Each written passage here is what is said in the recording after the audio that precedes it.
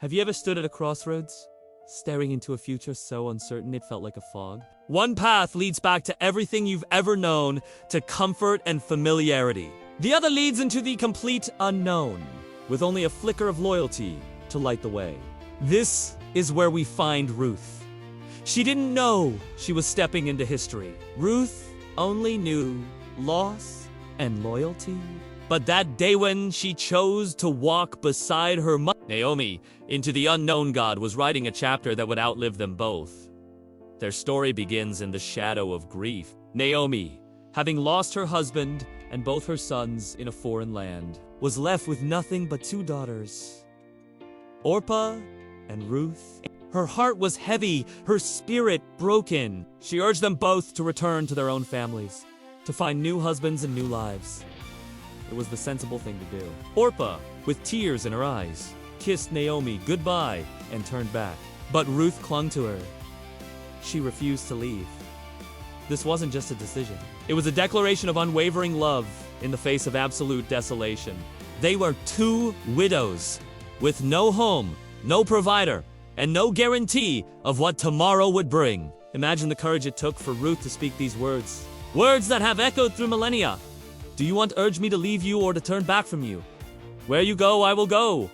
And where you stay, I will stay. Your people will be my people, and your God, my God.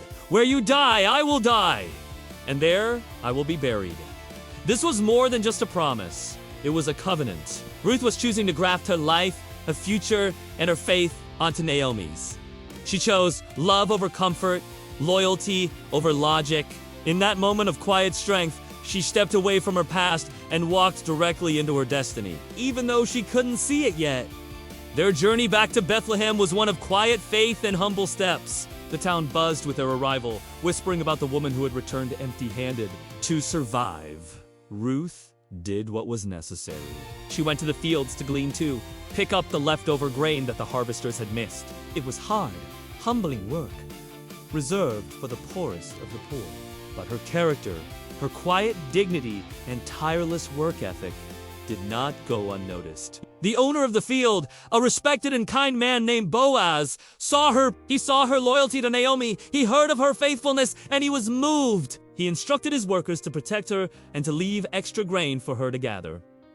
This wasn't luck. It was divine alignment. God was quietly weaving their stories together. This small act of kindness was the beginning of their breakthrough. Boaz, being a close relative, had the right to redeem Naomi's family land and marry Ruth, securing their future. He stepped up, honoring his responsibility and his growing affection for her. Their marriage was a restoration of everything that had been lost. Naomi, who once called herself Mara, meaning bitter, was now filled with joy, cradling Ruth's son in her arms. And that son, Obed, would become the grandfather of King David. Ruth, the foreigner, the widow from Moab, was woven directly into the lineage of the Messiah. Her simple, faithful choice had an eternal impact. So what does this ancient story tell us today? It shows that faithfulness in the small, unseen moments often leads to a legacy far greater than we can imagine. Your journey might feel uncertain right now. You might be in a season of gleaning, of just doing the next right thing without any promise of a grand outcome. But like Ruth, stay loyal to what you know is right. Be faithful where you are planted. Trust that even when you can't see the path ahead, a divine hand is guiding your steps, aligning your future, and writing a beautiful story of restoration and purpose just for you. Thank you for joining us today. If this story inspired you, please consider liking this video and subscribing to our channel for more timeless truths. We'll see you next time.